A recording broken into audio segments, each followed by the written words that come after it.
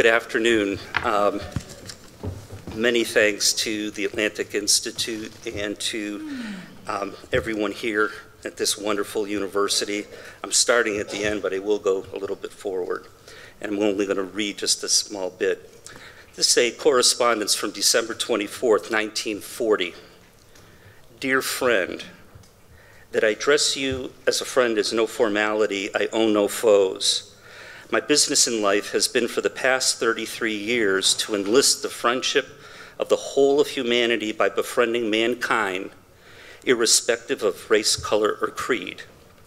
I hope you will have time and desire to know how a good portion of humanity who have you living under the influence of that doctrine of universal friendship view your action. We have no doubt about your bravery or devotion to your fatherland, nor do we believe that you are the monster described by your opponents. But your own writings and pronouncements and those of your friends and admirers leave no room for doubt that many of your acts are monstrous and unbecoming of human dignity, especially in the estimation of men like me who believe in universal friendliness. One of the three things I hope to show in this short time is, based on this letter itself and more parts of it, that Gandhi was clearly not passive, nor did he want his movement to be understood as passive. Nonviolent, yes. Passive, no. And some of the wording here is, ours is an unarmed revolt against the British, determined to make their rule impossible by nonviolent non-cooperation. It is a method in its nature indefensible.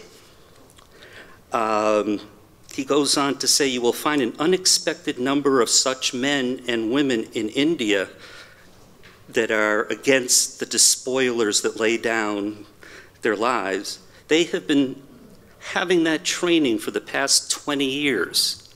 He makes it sound like he's training an army of his own, which he was. We have found in nonviolence a force which, if organized, can without doubt match itself against a combination of all the most violent forces in the world. It is all do or die without killing or hurting. It can be used practically without money and obviously without the aid of science of destruction, which you have brought to such perfection. This is Gandhi. Absolutely amazing when I found this. And at the end, is it too much to ask you to make an effort for peace during a time which may mean nothing to you personally, but which must mean much to the millions of Europeans whose dumb cry for peace I hear, for my ears are attended to hearing the dumb millions. I am your sincere friend, M.K. Gandhi. This was the second of two letters he wrote. In the first letter was much shorter. He is apologetic for writing and hopes that he will listen to his wishes. One of the things that have been said a number of times is obviously how he's known as Mahatma. For those of you that have not read his autobiography, which is aptly titled My Experiments in Truth, I cannot emphasize enough the erudition, the honesty, the humor, the self-deprecation. He eschewed the title of Mahatma in typical self-effacing language, and I quote, I claim to be no more than an average man with less than average ability. My Mahatmanship is worthless. I've become literally sick of the adoration of the unthinking multitude. I lay no claim to superhuman powers. I want none. I wear the same corruptible flesh that the weakest of my fellow beings wear, and am, therefore, as liable to err as any. Absolutely incredible. He was named Time Magazine's Person of the Year, Man of the Year at the time, for 1930. He was on a cover 3 additional times. At the 55th anniversary of the Salt March, basically it was named as one of the 5 most important protests in history. And as one of my colleagues and I were discussing before, something that he probably would not have been proud of. In 2011, he was named among Time's top 25 politicians, which I'm sure he would not have been happy with. I'm not going to explain to you Satyagraha. That's not my point here. My point here is to explain how he came up with it. And my point is he used dialogue to get there. And an incredible amount of things that he did, and certainly his 19 plus years in South Africa, in my estimation, are the most important of those years. Yes, obviously his years in India were important, but his formation as a young lawyer, who he admits himself was a failure. He opened a practice in India that did not last 3 years. He was approached when he was at the bottom for a 1-year contract for £105 to go to South Africa, and he really was at the end of his rope. And it was at that time he left for Durban and had the experience on the train for the first time of being kicked out of a first-class car. Beforehand, he was hit by the guard, forced to the floor, nose bleeding. He stood back up and said, typically, "I do have a ticket." Well, he was thrown off the train, and as sources then go on to say, he spent a very cold night at the station and refused to take his own coat out of his suitcase just because. I see the term civil disobedience as a misnomer very clearly and does not really cover what he has done and how he has done it. The things he mentions, for instance, his Christian friends whetting his appetite for knowledge, which had become almost insatiable. Then he goes on to say, "They would not leave me in peace even when I desired to be indifferent." You know, he was interested, but he needed to be alone sometimes, and they wouldn't allow that. He meets the head of a mission there, becomes close friends, and makes a wonderful statement that fits all of the wonderful people we've been talking about.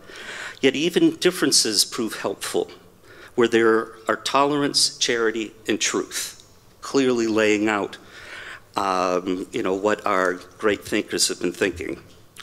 He goes on to say that he read Buddhist, Muslim, Zoroastrian writings, become friends with Madame Blavatsky from the Theosophy movement. His introduction to the Bible is typical of his humor and honesty.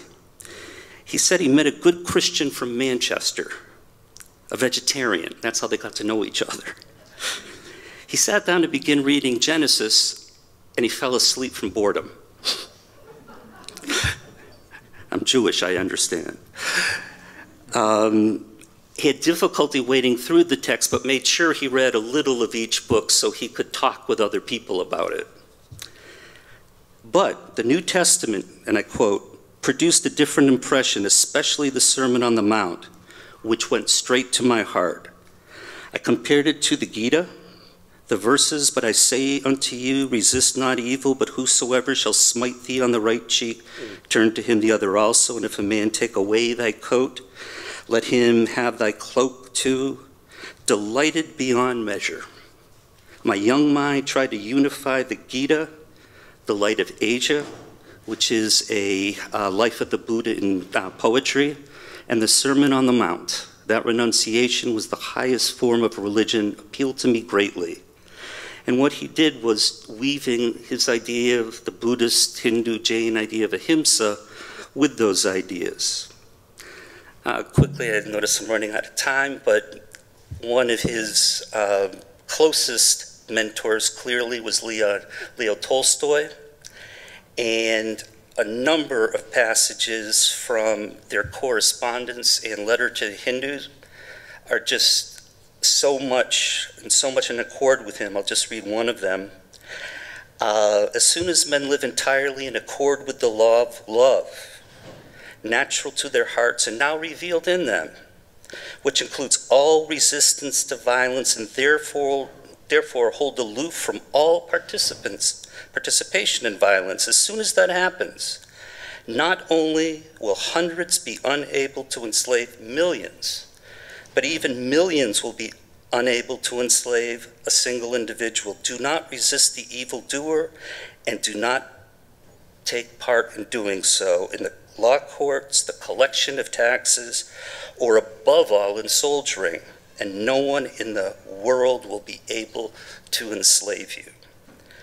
So what he was doing was, through a number of different ways, through syncretism, including these thinkers from all different thought, religion, philosophy, and all to get to this idea that started its real formation as early as 1904, and probably even a little earlier while he was still there.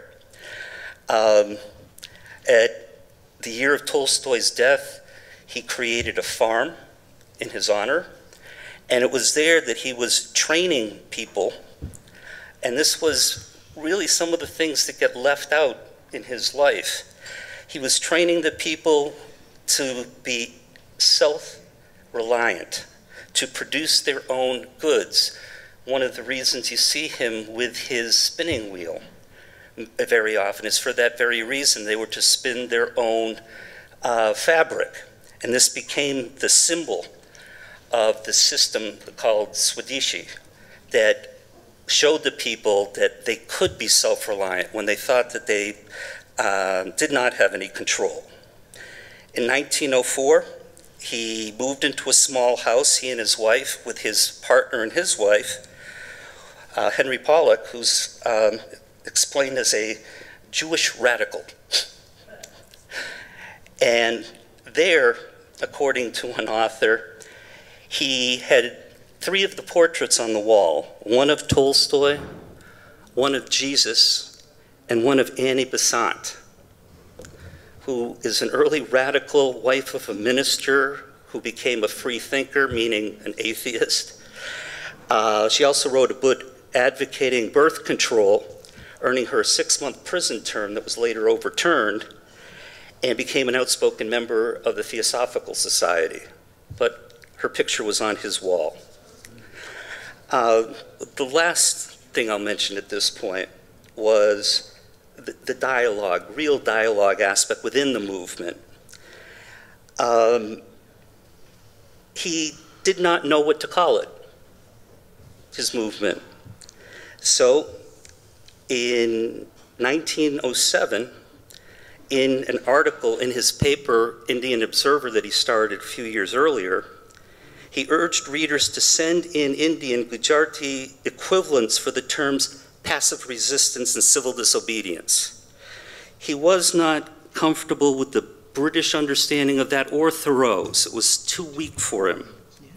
So he wanted indigenous replacements. He said to respect our own language, to speak it well and using it as few foreign words as possible.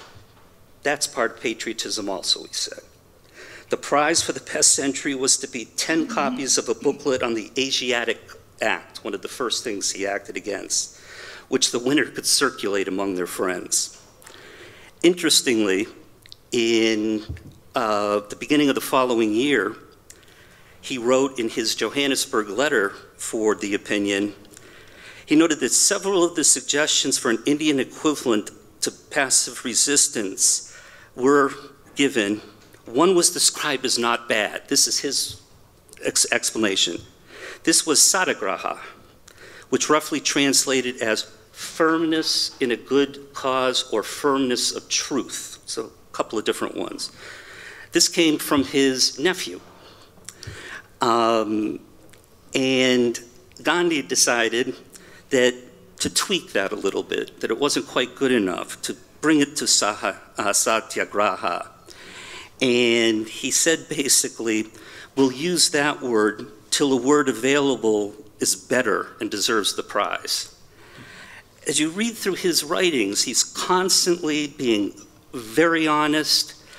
At times he speaks against some religions because Christianity in one point, not against it, but the fact that institutionally, in some cases, they want so much where he accepts Jesus, but not as the only way, and writes accordingly.